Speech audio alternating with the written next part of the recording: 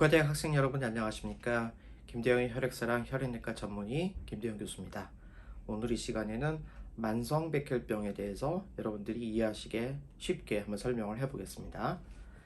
일단 앞서 우리가 설명을 드렸던 급성백혈병과는 달리 만성, 즉 크로닉이라는 말은 결국 병의 경과가 조금 더 천천히 진행된다는 얘기죠. 급성의 경우에는 대개 진단 시서부터 환자가 이제 치료하지 않고 나빠질 때까지 약 3개월 정도면은 이제 굉장히 상태가 많이 나빠집니다. 물론 발병 시점에서부터 진단 시점까지의 기간도 짧고요. 그리고 이게 치료하지 않았을 때 나빠지는 기간도 수개월 정도로 짧은 데 비해서 만성의 경우에는 처음 발병이 시작됐을 때부터 진단될 때까지의 기간도 길고 어떤 경우에는 치료하지 않고도 수년 또는 수십 년 동안 그냥 건강하게 지내는 경우도 있고 또 치료를 하지 않아서 나빠지는 경우에도 몇 개월 단위가 아니라 되게 몇 년 정도는 그냥 잘 지낼 수 있는 경우가 있습니다. 그래서 결국 만성이라고 저희가 얘기를 하는데 이 만성골수성백혈병도 만성백혈병도 크게 골수성과 림프구성 두 가지로 나눠서 설명을 해봐야 되겠습니다. 현재 우리가 알고 있는 만성골수성 백혈병, 즉 CML, 크로닉 마일로이드 루케미아,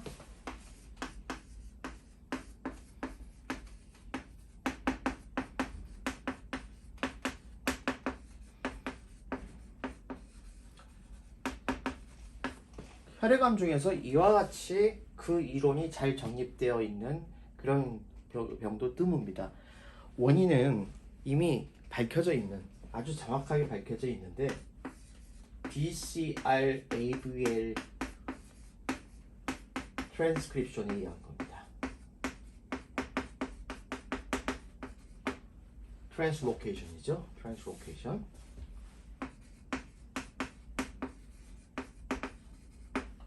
우리 염색체가 총 46개, 23쌍이 있죠. 그 중에서 9번 염색체와 22번 염색체가 끝부분이 떨어지면서 서로 자리를 바꾸는데 이 자리를 바꿨을 때 22번 염색체에서는 9번 염색체에서 떨어져 나온 ABA 유전자라는 것과 22번에 있는 BCR이 원래는 서로 따로 떨어져 있어야 되는데 이 두 개가 만나게 되는 거죠. 그래서 이 만나는 현상을 트랜스로케이션, 자리를 바꾼다 얘기를 하고 이렇게 해서 만들어진 퓨전진 BCR-ABL은 원래는 ABL이라는 유전자가 이제 정상적으로는 어떤 액팅 시그널을 만들었을 때만 그 셀이 프로리퍼레이션하게 시그널을 만들어줘야 되는데 이 BCR이랑 만나게 되면서 BCR에 의해서 계속해서 컨스티튜티브하게, 즉 연속적으로 액티베이션이 되는 그런 상태가 됩니다. 그래서 이 BCR-ABL이 결국 발병의 메커니즘이 되고 이 중간에 있는 성숙한 마일로이드 셀들이 이제 계속해서 늘어나게 되는 그런 현상이 일어납니다. 그래서 이 환자들이 어떠한 경우로 되게 병원을 오게 되냐면은 사실 진단했을 때 증상이 없는 환자들도 꽤 있습니다. 약 3분의 1 정도는 증상이 없다. 그래서 되게 우연히 건강검진이나 혈액검사를 해봤더니 백혈구가 많이 올라가 있더라. 어느 정도까지 올라가냐면요. 보통 조금 올라가는 경우는 정상이 만까지인데 5만에서부터 많이 올라가면 30만까지, 40만까지도 올라갈 수 있습니다. 이렇게 백혈구가 굉장히 많이 올라가서 깜짝 놀라서 큰 병원에 와서 보면은 이 환자분들의 증상 자체가 대개는 없는데 한 40% 정도는 비장이 커져 있어요. 그래서 비장, 비대가 아주 대표적인 증상입니다.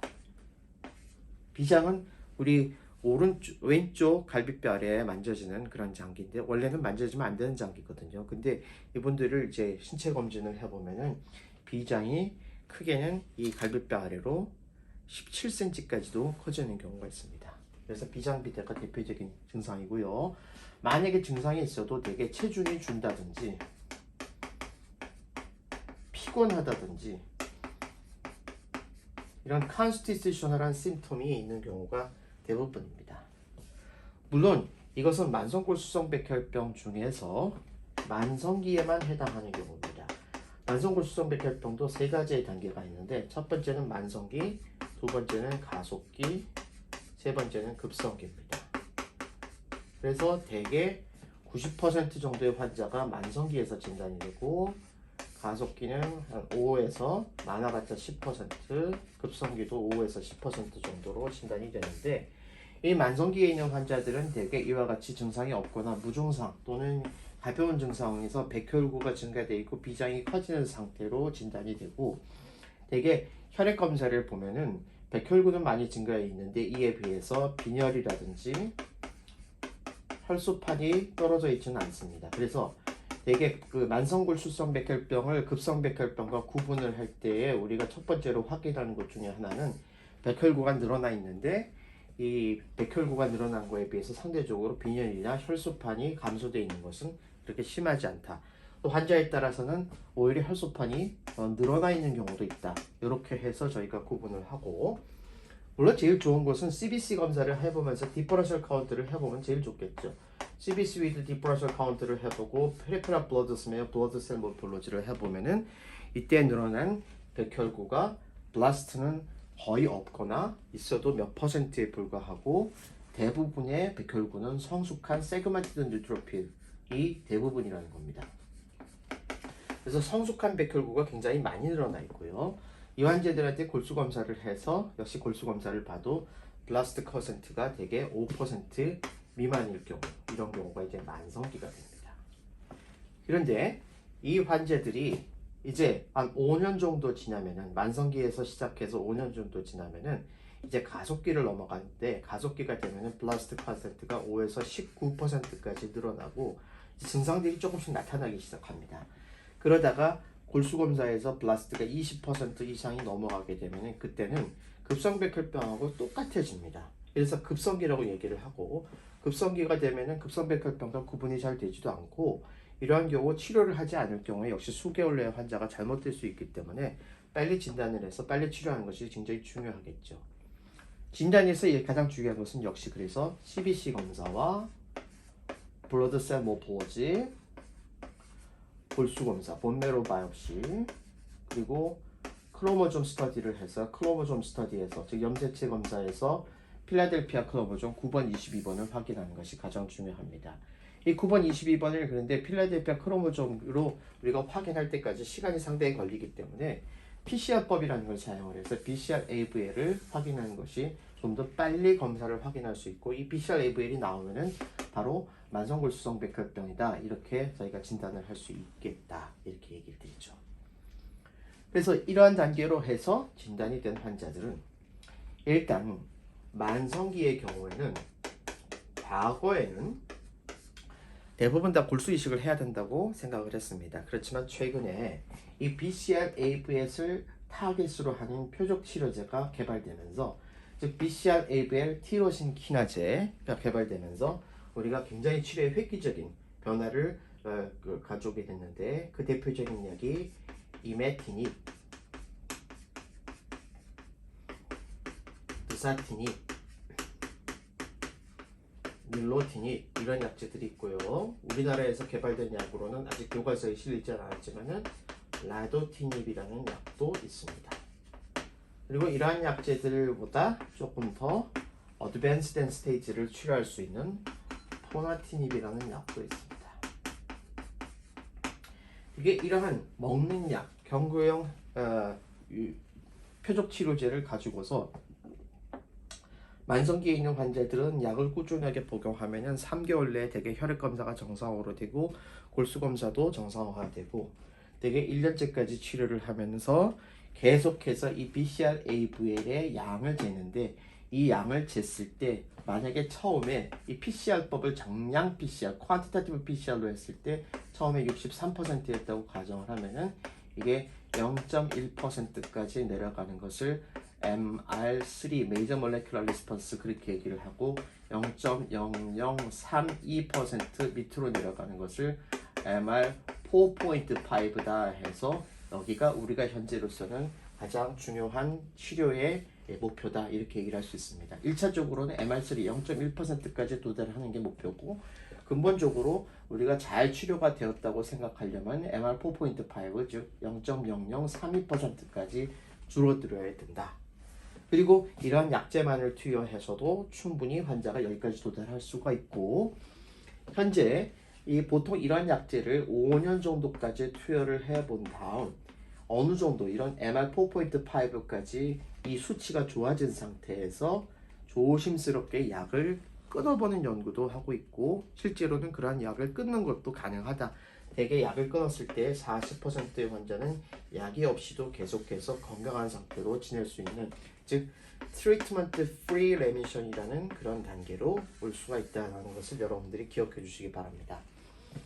하지만 이 만성기에서도 만약에 1차 치료에 실패하는 경우도 있고, 그 다음에 1차 치료를 쓰다가 약에 잘 듣지 않거나 또는 약이 너무 독성이 강해서 도저히 이 약을 처음 약을 쓸 수가 없다 하는 그런 경우를 불내약성이라고 얘기를 하는데, 이러한 환자들은 다음 2차 약제로 바꿀 수가 있고, 이런 2차 약제에서 또 3차 약제로 바꿀 수도 있고, 그리고 만약에 이 치료를 하다가 이 BCR-ABL 타이로이신 카이네이즈에 대한 뮤테이션이 발견됐다. 뮤테이션이 나타나면은 이 BCR-ABL 타이로이신 카이네이즈의 모양이 바뀌면서 이러한 표적 치료제가 결합하는 부위에 어떤 모양이 바뀌면서 약이 더 이상 결합하지 못하게 유전자가 변형을 시키거든요. 그랬을 때 우리가 가장 문제가 되는 유전자 이상, 즉 뮤테이션은 T315I 뮤테이션이라는 게 있다. 그래서 이 T315I 뮤테이션에 대해서는 포나티닙이 현재로서는 가장 좋은 약제이고, 이 포나티닙은 이 T315I 유전자 뮤테이션까지 극복할 수 있는 약이다. 이렇게 이해하시면 되겠고요. 가속기를 거쳐서 급성기까지 가게 된 경우는 되게 급성기는 급성 골수성 백혈병의 치료나 림프모근 백혈병의 치료와 똑같이 항암제 플러스 표적 치료제로 치료를 하고, 이 항암제 플러스 표적 치료를 해서 관해, 즉 골수 안에 블라스트가 5% 미만으로 떨어진 이후에는 동종 조혈모세포 이식을 하는 것이 현재로서는 가장 좋은 치료다. 이렇게 이해하시고 계시면 되겠어요. 그 다음에 만성 림프구성 백혈병은 상대적으로 국내에서는 급성 골수성 백혈병, 급성 림프모근 백혈병, 만성 골수성 백혈병에 비해서는 조금 빈도가 많지 않은 병인데, 최근에 연령이 많아지면서 사람들의 평균 수명이 올라가면서 이것도 점점 늘어나고 있는 병이고, 만성 림프구성 백혈병은 말 그대로 림프구가 성숙한 림프구가 많이 늘어나는 그런 병입니다. 그래서 이 원인은 결국 연령, 노화 현상의 하나라고 저희가 생각을 하고 있고, 특히 젊은 사람에서는 잘 안 생기고 나이가 많은 분들에게서 생긴다. 임상양상도 마찬가지 만성 림프구성 백혈병의 경우도 골수성 백혈병과 비슷하게 증상이 없는 경우도 상당히 많습니다. 그래서 무증상이거나 증상이 있다고 하더라도 대개는 빈혈로 인한 증상이 있거나, 아니면 이 림프구성 백혈병도 덩어리를 만들거나 임파선을 침범을 해서 임파선을 크게 만드는 경우가 있어서 임파선의 림포절 종대로 나타나는 경우가 이제 대부분의 증상입니다. 증상이 없어서 만약 혈액 검사를 했는데 우연히 발견한 경우, 우리가 진단을 할 때는 물론 골수 검사를 할 수도 있지만은 골수 검사보다 더 중요한 검사는 말초 혈액을 뽑아서 이 말초 혈액에 있는 이 림프구에 류케미아 림포마 마커 스터디를 해봐서 이 류케미아 림포마 마커 스터디에서 이것이 늘어난 림프구가 모두 한 세포에서부터 기원을 했다. 즉 폴리크노랄리티가 아닌 모노크로날리티, 하나에서부터 유래됐다는 것을 확인을 하면은 그걸로 진단이 됩니다. 치료는 여러분 상당히 복잡한데, 여기에 대해서 치료에 대해서 여러분들이 딱 하나 기억해 두실 것은, 만성 림프구성 백혈병도 증상이 없으면 치료를 안 한답니다. 왜냐하면 증상이 없는 분들은 대개는 경과가 좋고요. 한 1년에서 10년 정도까지 경과를 지켜봤더니 그 중에서 증상이 없는 상태로 10년 이상 정상적으로 생존하는 분들이 있기 때문에, 나이가 많은 분들을 이 림프구성 백혈병을 치료하기 위해서 항암제를 쓰거나 여러 가지 독한 치료를 하는 과정에서 치료와 관련된 합병증이 생길 수가 있기 때문에, 이 합병증으로 인해서 잘못되는 것보다는 차라리 그 상태로 그냥 끌고 가는 게 더 낫겠다는 판단을 해서 이제 증상이 없으면은 되게 치료 안 하는데, 이때 증상이 있느냐 없느냐 또는 이 환자가 빈혈이 있느냐 혈소판이 커져 있느냐 혈소판이 떨어져 있느냐 림프절 종대가 있느냐 비장 종대가 있느냐에 따라서 이제 이것도 등급을 매기게 돼 있어요. 그래서 그 등급을 매기는 스테이지가 R이라는 클래시피케이션이 있고 비넷이라는 클래시피케이션이 있는데 이거는 이 안에 들어가는 항목들이 조금씩은 다릅니다. 근데 제일 중요한 것은 결국 사이토페니아 빈혈이나 혈소판이 떨어져 있느냐가 제일 중요해요. 그리고 이 환자가 증상이 있느냐 없느냐입니다. 비장비대나 림프절 종대 같은 증상이 있느냐 없느냐를 보고서 만약에 증상이 없으면은 대개는 아주 낮은 단계로 돼서 치료를 하지 않지만 증상이 있는 경우에는 이제 치료를 해야 되겠고 그 치료할 때는 과거에는 그냥 세포독성 항암제를 많이 썼는데 최고에는 세포독성 항암제에다가 리투스맵이라는 약을 사용을 하는 이러한 치료들을 많이 하고 있고 그 치료를 했을 때에 환자분의 증상을 개선하고 이 사이토페니아를 호전시킬 수 있는 그런 가능성이 있다. 이렇게 이해하시면 되겠습니다.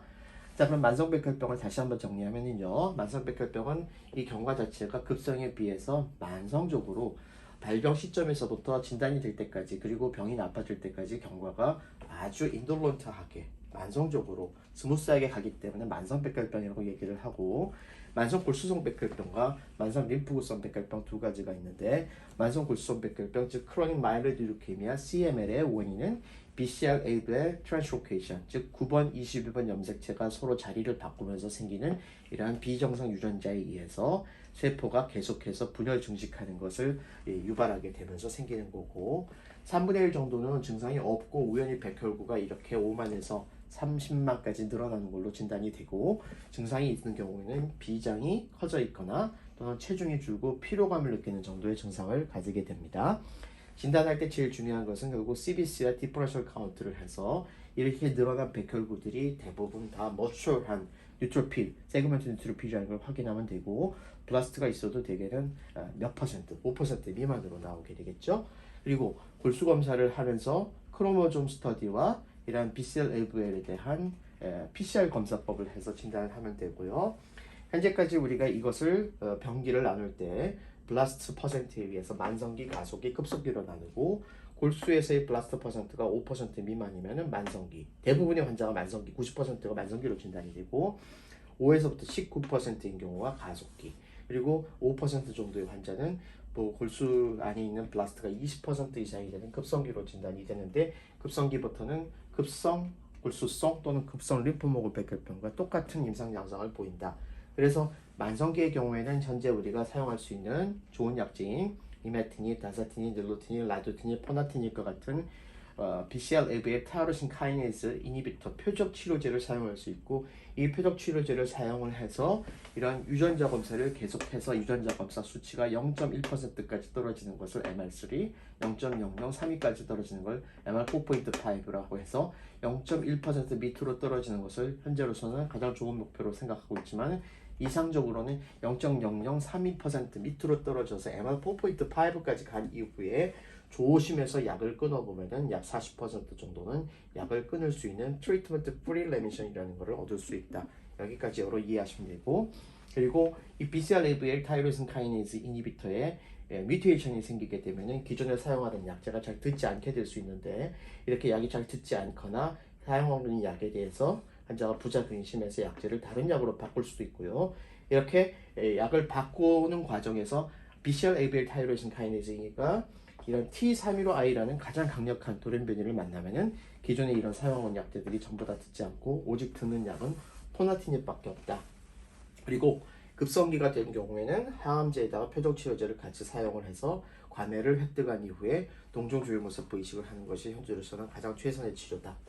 만성 림프구성 백혈병의 경우는 현재는 나이가 많으신 분들한테 생기는 걸로 봐서는 노화 현상이 하나라고 생각을 하고 있고 대부분의 환자들이 무증상 상태에서 혈액 검사 이상으로 진단이 되는데 만약에 증상이 있으면은 빈혈이 있거나 림프절 종대로 오는 경우가 대부분이고 골수 검사를 해서 진단할 수도 있지만은 말초 혈액을 체열을 해서 루키미아, 림포마, 마커 스터디를 해서 이것이 모노크로니티가 있다는 걸 증명을 하면 되고요.